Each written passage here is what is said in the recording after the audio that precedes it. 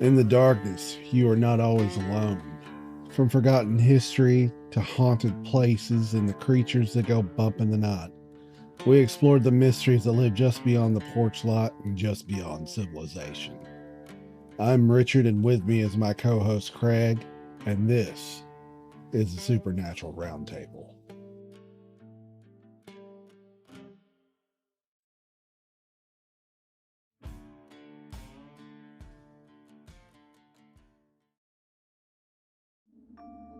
The frozen vastness of the Ural Mountains lay ahead of them, waiting, all but for one. The group was trained and experienced, tested by winter travel. These were not reckless amateurs. They understood the risks and they accepted them. But this time, Yuri's body gave out. The pain in his joints was screaming. His movements were slowing, and out here, pushing through his bravery. It's how people die. So he made the only choice he could. He turned back. It wasn't a quick exit. There were hugs, there were jokes to cut through the tension of the cold. He was even handed a small mascot, a worn teddy bear for luck, and was hugged by the group. They even posed for one last photo, frozen in time, smiling, unaware that they were staring into the lens of a camera that would soon become evidence. As he turned to leave, Yuri looked once more down the trail. He watched 9 figures moving away, friends, teammates, voices he expected to hear again. He watched them grow smaller in the white distance until the white swallowed them whole. It was the last time anyone would ever see them alive, because what happened next defies all logic. Something on that mountain didn't just kill them, it terrified them into madness.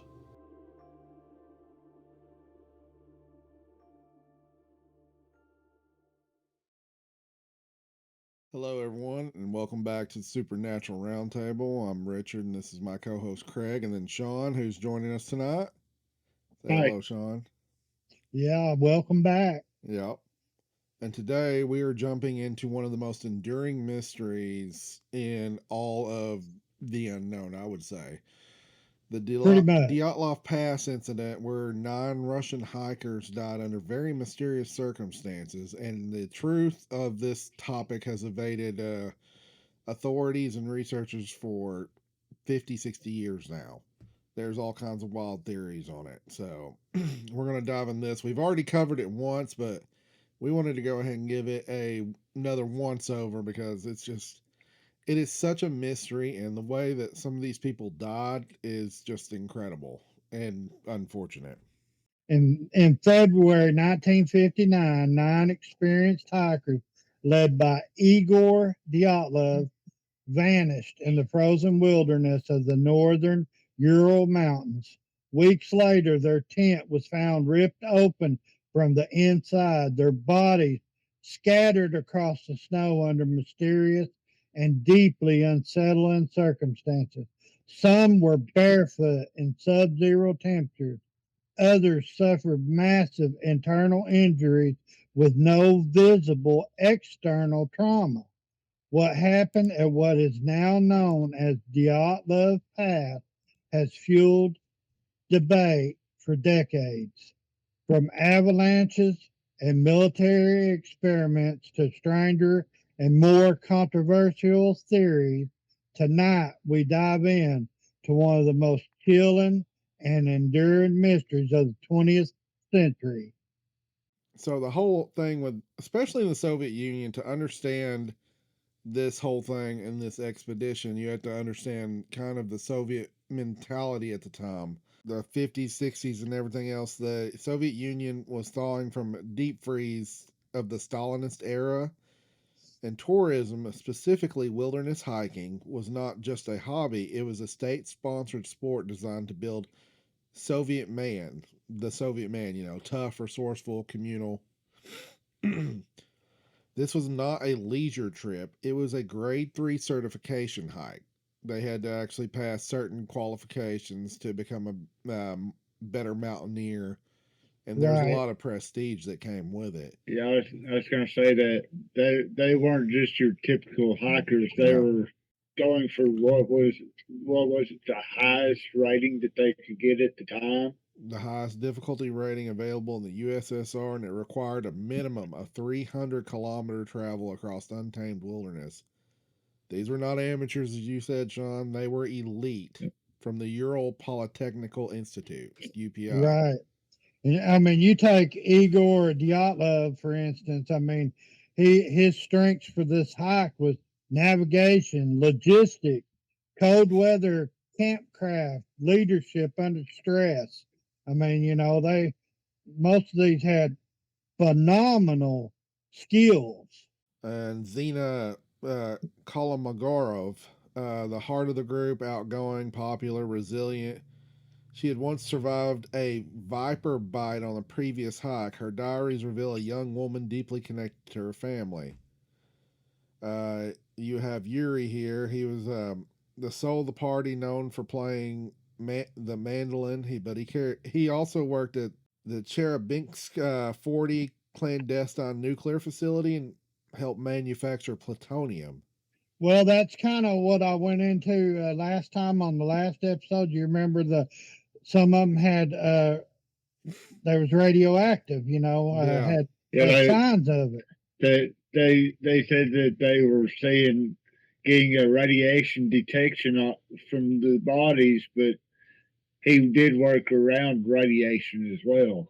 Right. City that he worked at, this facility, was not on a map either. If I recall Imagine right. that. Well, yeah. He was also part of the disaster around that area because they had another nuclear disaster. Imagine that also. And he was a part of the cleanup of it. you know, they was all really really good in their fields.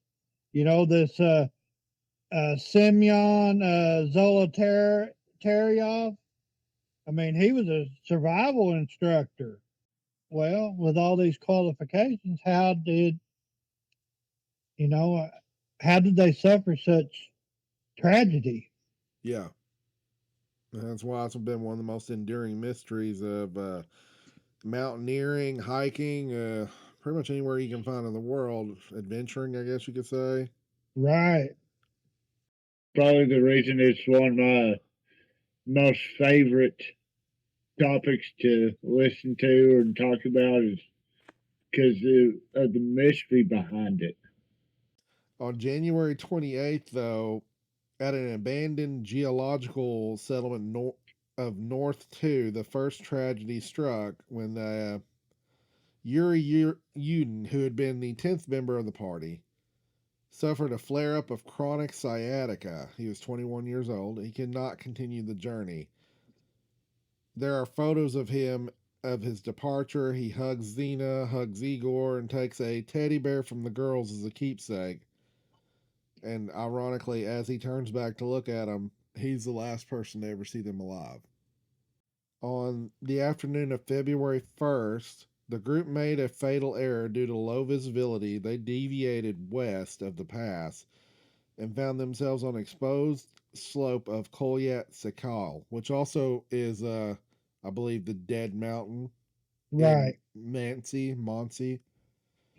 Rather than retreating down the hill to safety of the forest, Dyatlov decided to camp right there on the open face of the mountain top. See, that was one of the things that was up debated on quite a bit because as experienced of hikers as they were, that was something that they normally would not have done was to set up camp there. They would have gone down into the woodline and not camped in the open like that. Yeah, you would think so. The way their tent was designed, if I remember right, was to be set up between like two trees. Yeah. And Right. that's why they used their ski poles and stuff to set up their tent in that location is because they didn't have the trees to set it up there. Yeah. If they had gone down into the tree line, they would have been able to set up their tent more properly than what they had. It makes you wonder, were they already being stalked by something? Think about that. For them to go up where they went instead of sitting in the tree line, they wanted to be in a place where they could see all around, is my guess. Yeah. Could be, but sometimes when you're in a panic like that, and even with a storm, coming in, I don't know, their prevailing thought could have been just let's hunker down right here. But it really, to me, with all these people having survival experiences, it makes no sense to me. Right, exactly. I mean, I'm my way of thinking is I think that something was already happening then, something that none of us know about in the story. Either they was being stalked by something or someone is what It, my theory is. and you look at their diaries, one of the last entries in their diaries said, "The snowman is real." You are correct. So, what are they calling the snowman? That is a good question. Well, the area has a long history of Alma sightings. Right. The Monty, which is a tribal folk in the area, call them, wild men, virtually. They have their own name for them, but I don't know. I mean, is that really the case or what? It, And it, why attack 9 people? That's a good question. The only thing I can think of is they went into an area that they shouldn't have. It, you know, Possibly. you thinking about it, back when you and I went out on that mountain that day, we had a feeling that said we don't need to be here. I know Remember? that, especially after them sounds. Yeah, and it could have been something saying, "Hey, you need to get out of here," but they didn't have time to get out of there. I know before darkness fully fell, they were already in their tents and seemed to be in high spirits according to some of the stuff written later, but I just don't know. It still makes no sense to go camping up on the slope. Right, right. And of course that brings on the theory, about their injuries and the theory about the avalanche and all that. Yeah, because we The, haven't really even got to that point yet. I don't know. I know the cold will make you do some very foolish stuff, but it's kind of like with the hypothermia. It makes you feel like you're actually hotter than what you are, and you start undressing. Okay, yeah. With You them know, saying that though, these hikers, they knew about hypothermia. They yeah. knew, they should have been prepared for it, and they should have known what to do in case of it. they had all their gear. They were in their tents. They shouldn't have. There's hypothermia shouldn't even come into play in this. I Yeah, wouldn't think. the tents that they were in, going back to the whole tent thing, not only was it designed to sit up between a couple trees, but they had a stove in that tent, if I remember right, Uh-huh. to heat it. Well, Then, then people think of when people think of tents, they think of these little nylon tents what we have now. It was large, and it wasn't more of a canvas instead of a nylon. right, And you know, tents nowadays, you you hear them talk about, well, they cut their way out of the tent, and people automatically think, why didn't they just unzip it? Tents that they were in did not have a zipper; it had or latches that latched down it. So, this thing was warm. It was pretty protective right. compared to But what you would think of a tent. you talk about them having a stove in there. Well, see, that's one of the theories that I got was the carbon monoxide poisoning Yeah, from the stove that was in there to heat it. They didn't have enough air venting it out, Enough and the theory, ventilation. yeah, exactly. Speaking of those events, let's get into that night because Yeah. The forensic analysis of the tent tells a terrifying story. It was slashed from the inside, like we talked about, and it wasn't cheap nylon. You would have actually had to put some effort into cutting your way out of this tent. The vertical cuts made by the knife were large enough for a person to squeeze through. They didn't try to go through the entrance. Apparently, they didn't have time. They fled into negative 25 degrees Celsius, which is negative 13-degree temperature for us, leaving everything behind: boots, jackets, warm coats, axes, knives, food, and the alcohol they've been drinking. The tracks the next day tell us that they didn't actually run, they walked when they left the tents, which is really weird already. Why are you cutting your way out the back of a tent and then walking? That is very true. The footprints were orderly, moving in a cluster. This rules out a sudden explosion or radial panic. They were retreating systematically, perhaps supporting the injured, moving towards a tree line 1.5 kilometers away. See, that makes me wonder if something was coming. They're hearing something from one direction of the tent, and they were like, "We can't go out that way. We got to go out this way."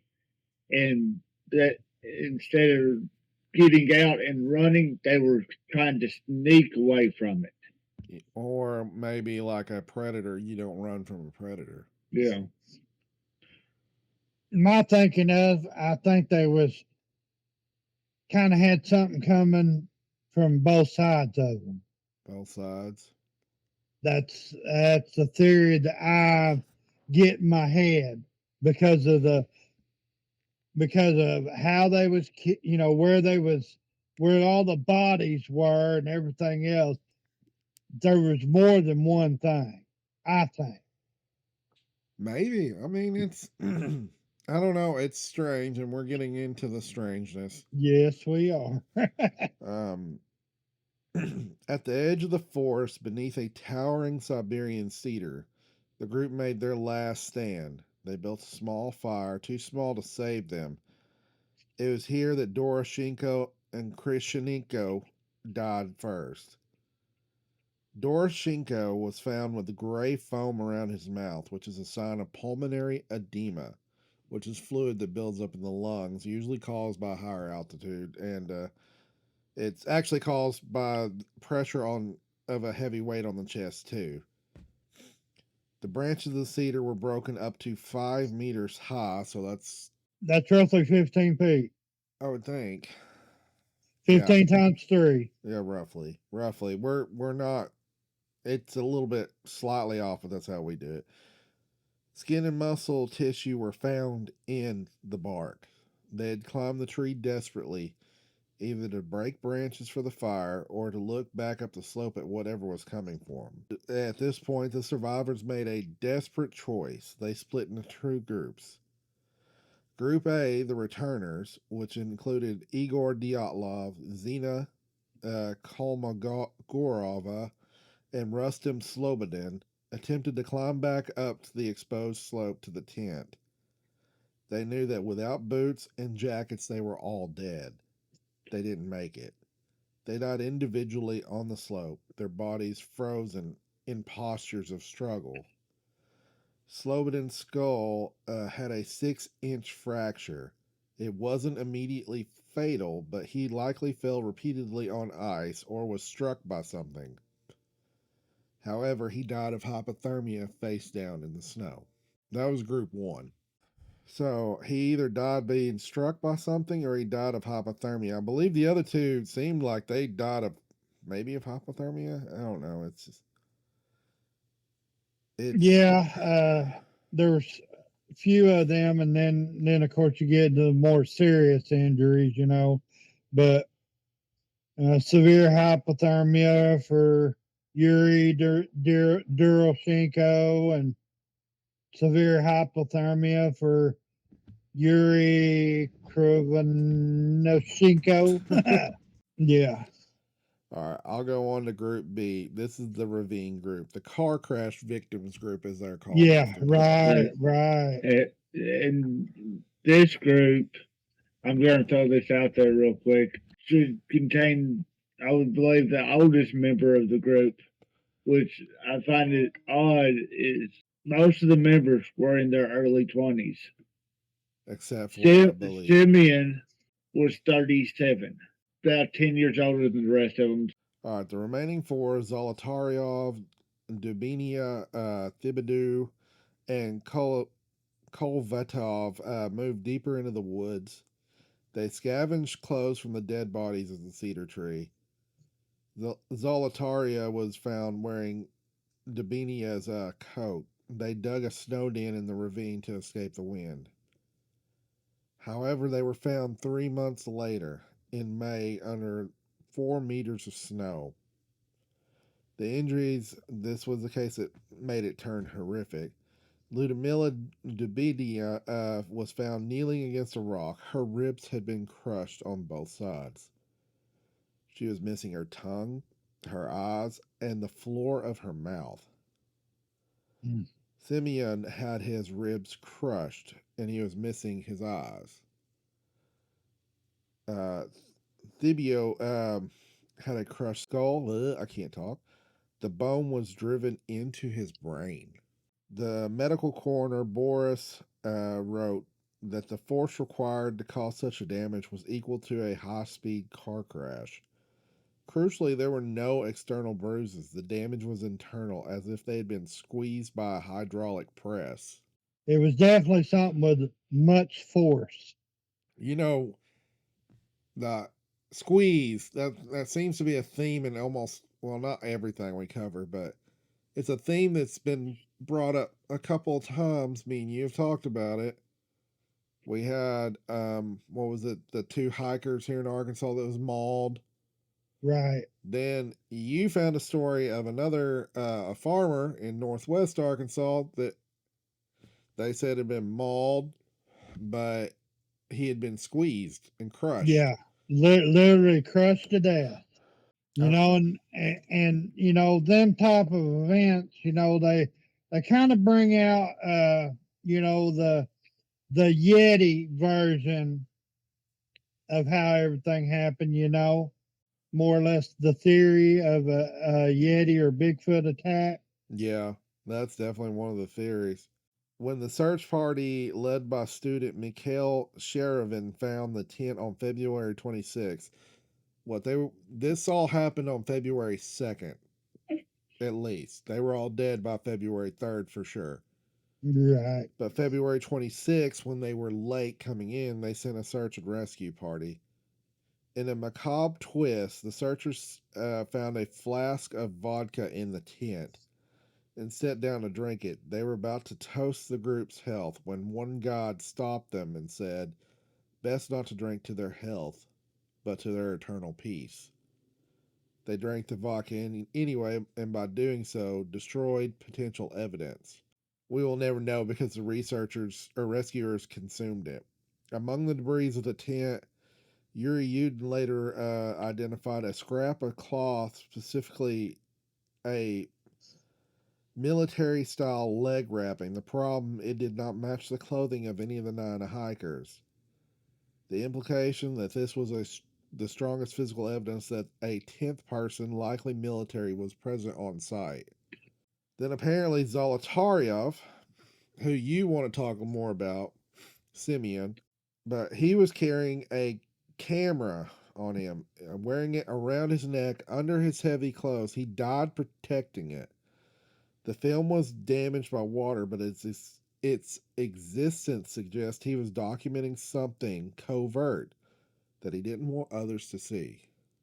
That was kind of a theory that I've heard was that it could have been military group that had come in and killed them because Simeon was a veteran. Yeah.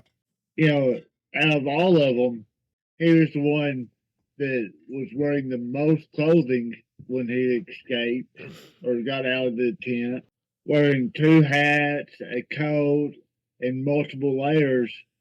And he was found with a notebook, pencil, and that camera. There was more to him than what meets the eye, and it's kind of, to me, it was kind of odd that he didn't know the other hikers when they started. Yeah.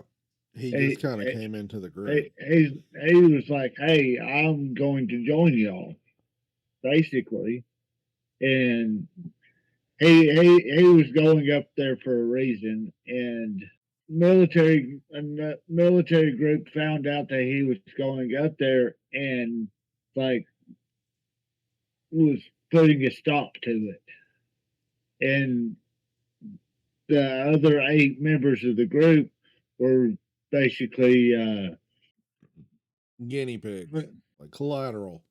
collateral. That's it. Thank you. Yeah. Collateral damage. Well, here's something interesting about Simeon Zolotaryov. His background: his brother Nikolai also served in the Red Army, but was arrested by Soviet counterintelligence, the NKVD, in 1943 for treason, for collaborating with Nazi Germany. He was accused and convicted of collaborating with the occupying Nazi force. He was sentenced to death and executed by firing squad on August 1943. In Stalin USSR, being a sibling to a traitor of the motherland typically resulted in severe social and professional blacklisting. You could have even been sent to the gulag. The fact that Simeon was able to maintain a respectable career as a sports instructor and travel freely despite his brother's execution is a massive anomaly. This discrepancy is the foundation of a theory popularized by Alexei Rakitin that Simeon was recruited as an NKVD or KGB agent or informant. The theory posits that he had worked off his brother's debt to the state by performing dangerous tasks, such as covert delivery of radioactive isotopes to foreign agents on the mountain. There is also a tattoo.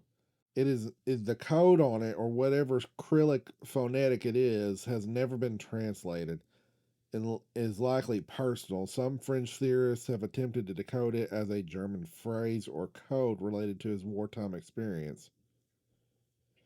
Then there is also a deeper, more speculative, I can't talk either, layers involving the Werewolf, a Nazi partisan organization.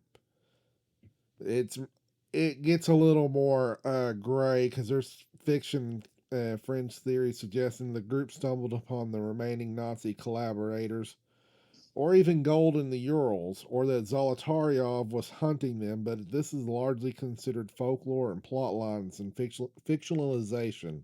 Right. So, And they say too, that there's a theory, about the KGB killing them. It's all kinds of different theories here and there on that. I mean, it went from them camping on a slope to their bizarre deaths. Well, like I said, you got so many theories, from the avalanche theory to the Yeti theory to the, getting assassinated, whether it be by the KGB, renegades or whatever. It's just crazy, especially how they was killed because, okay, like I said, I always go back to the Bigfoot theory and I apologize for that, but I can't help it because as I'm reading this, there's a special note that it's about how how they was moved from the tent. Okay, it's kind of a pincer move in a way. It's like a herding pattern, and it's typical with Bigfoot, Yeti, or whatever. And it says that they was pushed from the tent, and something kept them from returning to the tent. They was forced toward the woods, and then they was split up and picked off. A pattern some compare to Ape Canyon or Hanobia. That with that note that said this "no man is real." could have well been meaning a Yeti Well, because of the white color. it says here this is an early document from the Soviets, a file note that says in the area, locals speak of the snowman, the Yeti. You know, that was in one of their notes. So I don't know. You know, Here's a. Go I ahead, feel Doug. kind of bad for the indigenous people. You said their names, the The tribe name Monsi. earlier. Yeah, I feel bad for them because there was for a while that they were getting blamed for the death. yeah, Yeah. you're correct. Because really nobody else went up there knew the area like they did, and they were getting blamed for it for a while. Yeah. Well, you know, the story about that was, you know, that some thought that the hikers, or as they called them, the outsiders, were disturbing holy places as they went up toward the mountain. And I believe Kolyat is one of their holy places, roughly. Right. I And could be wrong. it's even said that they actually took artifacts or damaged them. So, you know, that's another theory. Who's to say it's not just holy for them? What if uh, it's for something else? You're uh, right. I think the last picture, I don't know if it's the camera that Simeon had, or if there was another camera, but like the last picture taken, they think they it's a picture of something. They can't make it out real clearly what it was. There's some people think it's one of the other members of the group, You're but talking about some people, frame 17. It's called frame 17, this hulking looking figure in the frame. yeah, but I don't know. They brightened. You know, I've seen the real picture, and then I've seen where they, you know, restored it a bit and brightened it up and stuff. And I hate to say it, but that don't look like no hiker. yeah, some people think it was one of the hikers, but then I'm sitting here going, I don't know about that. You know, It was awfully big. Seemed that way. And there's also another thing. There's a date discrepancy. The cover of the official criminal case filed is date of February 6, 1959. The problem with that, the search didn't begin until February 20th, and the tent wasn't found until February 26th. So why did the prosecutor open a case file 2 weeks before the hikers were even reported missing? Did they know the group was dead before the search even started? That is a good question. You know, we covered that on our last Dyatlov episode The too. first one, yeah. Yeah, it makes you wonder. You know, I mean, there's so many unusual circumstances. Yeah, that's true. And then there's also the radiation we mentioned before. It was radiation found on Dubinia's sweater and Kolvatov's pants and tested positive for beta radiation. The levels were consistent with surface contamination. So was it from Krishinako's work at the Daily, nuclear shut plant? up. Or was it dust from a weapons test that killed them? Here's another Makes you theory. wonder. We've talked about the Zolotar, Yov being a agent, and then the one guy was a nuclear engineer. Maybe they were tasked with the KGB to meet foreign agents like CIA on the mountains to pass dusted radio. That's just a theory. It's weird.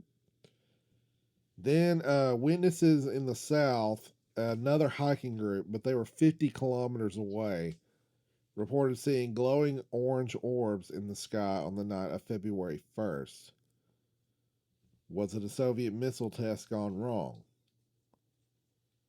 which would also maybe possibly explain radiation and the fact that they knew to date the case file February 6th. Says, Well, the possibility of, don't forget, UFOs, Yeah. you know, yeah, that was thrown in there as well. So, other hikers in the area said claimed to or they were in on another mountain, close by. Said they saw lights in that area, strange lights in the area. Yeah, that's the orange lights. That, Yeah. but then they're talking about bombs and stuff. There's the theory of the parachute bombs. Well, also, I That, believe one of the group actually took pictures of strange lights too. I'm gonna see if I I, can't find I that. believe you're right. I believe you're right. I've seen that. So, and here's another theory. For 60 years, some official people say avalanche, but the avalanche theory has always been mocked because the slope was too shallow at 30 degrees and the tent was still standing. However, Swiss researchers Guam and Puzarin used General Motors crash test algorithm to simulate the snow. They proved that the cut the group made in the slope destabilized the snowpack, and katabatic winds, which we also talked about katabatic winds the last time we did this episode. They can also create infrasound, which infrasound is one of those things that can terrify people, make them sick. It's a phenomenon that's very prevalent in the Bigfoot world. y'all remembering a lot about the last episode we did on this, and I'm sitting here going, I don't remember that. I guess we got good memory, Sean. I don't know. Yeah. I can't But remember. when it comes to the Bigfoot stuff, things just come to mind. I mean, Yeah. we have covered so much stuff. It's just been unreal. And we're going to cover more. Yes. Uh, Sometime in the night, a rigid block, this is the theory, the third theory. Rigid block of snow, hard as concrete, may have snapped and slid just a few meters. It hit the tent while they slept. The hikers on the edge, which would have been Dubinia, forgive me, Lord, for butchering their Yeah. names, and Zolataria, were crushed between the heavy snow slabs and the hard floor of the tent. This explains the car crash injuries with no external bruises. In the aftermath, I guess they would have cut their way out and retreated the woods. The ravine group died of their injuries. The missing tongues and eyes were not removed by a killer, but perhaps a scavenger. It doesn't make any sense to me, though. It doesn't mean either. I'm just saying that's a theory. That's a theory. Well, the thing about it is, you said, Avalanche, you're not going to cut your way out and walk away. well, If no, an avalanche is coming, you're going to run like hell. exactly. But the whole thing about it is, okay, you said it was a 30-degree slope. Which is what? See, like what I got that? was it was a 20. So we're getting So different. that's even straighter. Now I also, of course, I told y'all about this last time was, I watched that documentary where they literally had computer systems, drones, and everything on this slope doing a mock avalanche test, and they said the avalanche probably didn't go over like 5 mile an hour. Come on. And you're sitting there going, run. I mean, duh. It's just crazy. It's Some like of the slow-mo avalanche. right. Yeah, it's I'm not saying I agree with that theory. Something happened to these people that is, and in my thoughts, will continue to be unexplained. You're right. And you know something? There was I printed these off. This is 43 different theories out of I think there's like 84 of them total or something like that. And I've got 43 right here, and some of them are really off the wall. And I'm talking about from, let me read one. I want to get to the better ones. There's some pretty good ones in here. Oh, ball lightning entering the tent. Ball lightning entering the Yeah, Wouldn't that just fry them all, you would think? I don't know. or this one, plasma or earth light, geophysical lights that frighten them. The Dover lot ended up in their tent. Right.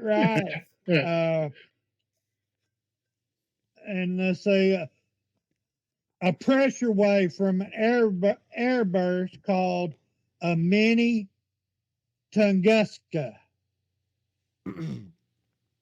Tunguska was the event that happened in Right. early 1900s that flattened the forest for miles, kind of thing. But yeah, it's like a real bad explosion. And if something like that happened, oh my gosh, there would have been more destruction. you would think there'd be a crater or something. Yeah, Displaced definitely. snow. There would be no snow. You would think. I had my mic on mute.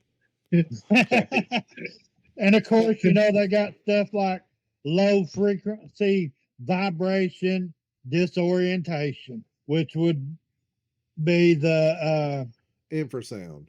infrasound. Yeah. Exactly. It's just little things like that. It's just crazy. Oh, and here's one that I really like: ghost lights and spirits. Per sacred relic theft. They took something they shouldn't have and was attacked by something unknown. That's strange. Yeah, it's just all kinds of stuff. It's really neat, though. The ghost of the Mansi tribe is coming after them. There ain't no telling. I mean, I'm going to get punished for that. Some of them tribes, they really take it very serious. Anybody trespassing on their sites and all that, I mean, throughout history, you read about people getting killed or something like that because they touched a relic or something like that, so I don't know. I do find it odd that one guy, the nuclear physicist or whatever, yeah, worked at one of the sites of one of the worst nuclear radiation disasters in history that the Western world did not know about until 1999 or 1990, roughly, when the right. Soviet Union was falling. And most people still don't know about this because if you put it on a scale with Chernobyl, it's smaller than Chernobyl, not by much.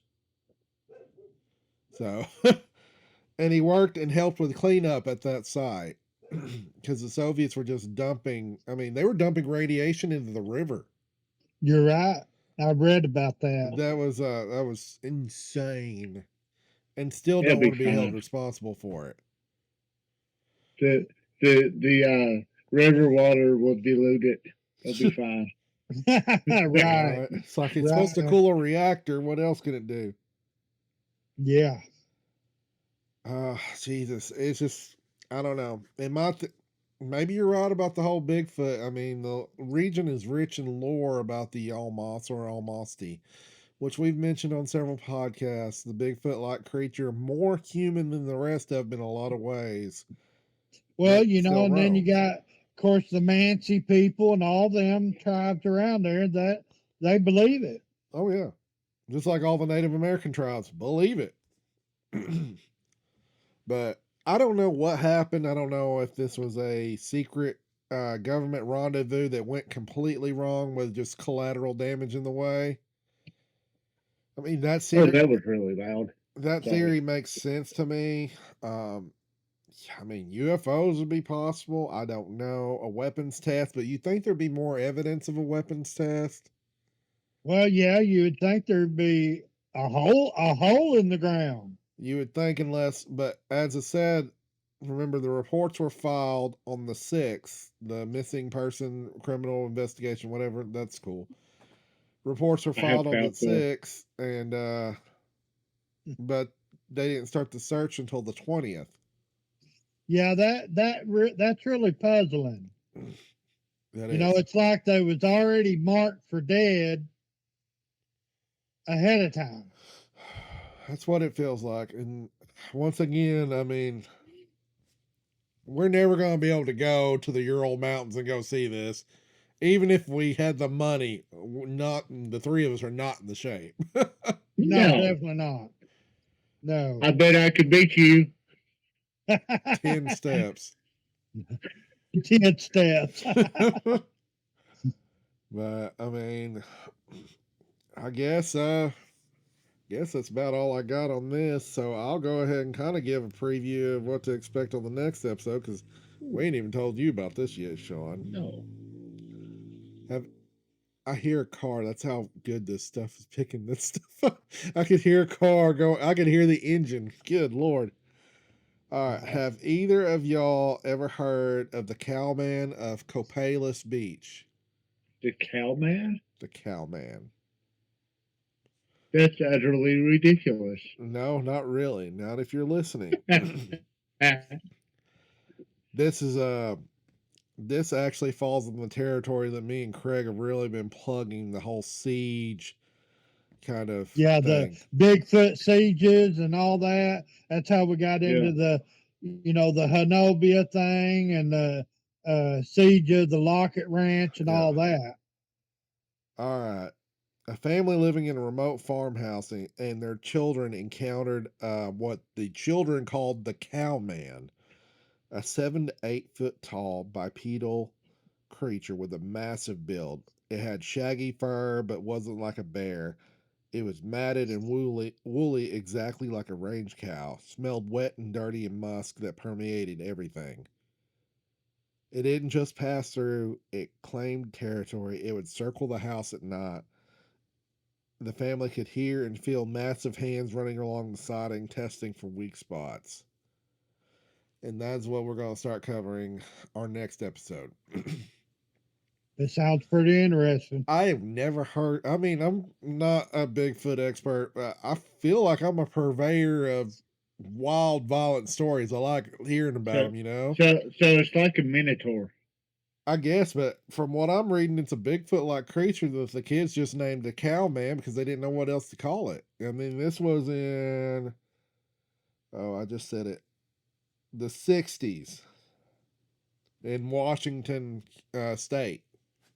Well, they're all kind of hippies up there, so this is fine. Well, they got names everywhere, about. So why not the Cowman? You got me. No. That's But just going to be an interesting one. Yes, it will. Anyway, like to thank everybody, and all of our subscribers for helping us grow. We keep getting bigger and bigger every week, and we appreciate Y'all have done you. an amazing job so far. Thank you.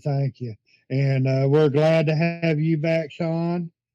Sean will be with us on future episodes, so we look forward to that. And that's my plan anyway. Y'all keep me in check. We'll try. Right, that's a hard task.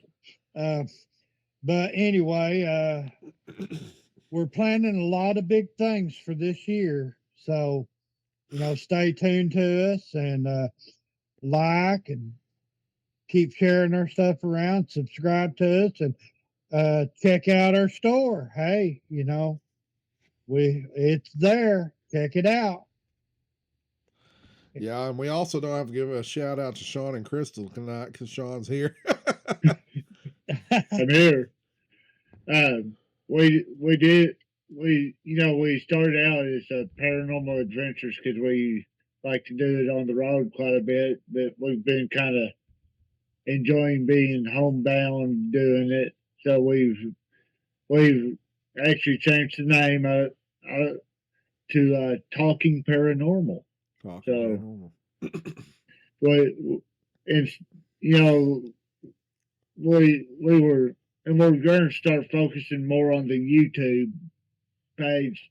I think we're going to still post some on the Podbean, but we're going to focus more on the YouTube, and it's going to be more of, instead of me and her looking at the camera talking to the camera, we're going to be sitting across the table from each other, talking to each other, Right. and pretty much videoing us having a conversation about. And we're not going to have like set topics. We're just going to start talking about, like UFO stuff or ghost stuff or whatever. And so that's what we're going to be doing. And I got a handy dandy new book. It's called Ghosts and Spirits by Rosemary Ellen Golly. She's actually pretty big in the paranormal world, so it's an encyclopedia of ghosts and spirits. So That's we're going to be looking into that and stuff. And I want to, if everybody would, kind of say a little prayer for Julie of Spirited Investigations. She's fixing to have a surgery, so please pray for her, and also check out their channel as well, Julie and Mark. And my friends over the Oklahoma Cryptid Search Team, they're always cool to see. Harold and his wife. You can find them on Facebook under the same name. So, and also everybody, if you haven't yet checked out my interview on Sketching Encounters with Sibylla, it was a really good episode. I think you'll like it. Yeah. This is just kind of a spur of the moment thing. I know we y'all tossed out a couple groups there and their shows.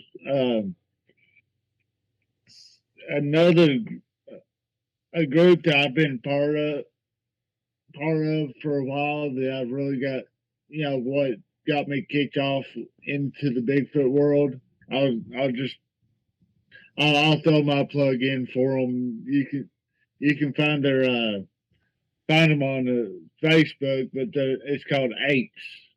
Apes. It's the Arkansas Primate Evidence Society, the guy that leads that up is Robert Swain.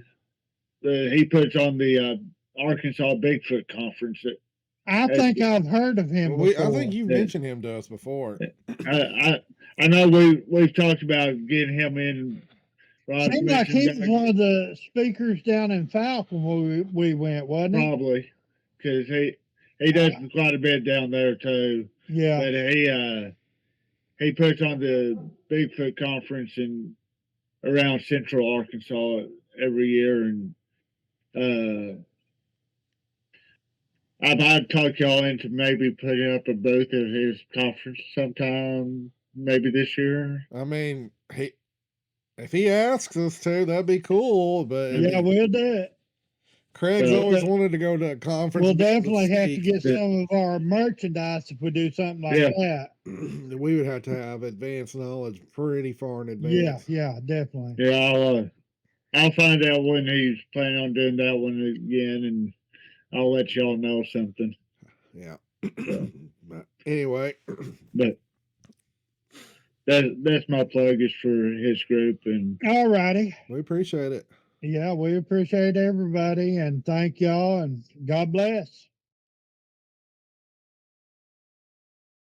This is the Supernatural Roundtable, signing off for now. From haunted hollers to shadows in the pines, the strange is never too far from home. Until next time, keep your wits about you, and we'll meet again down the road.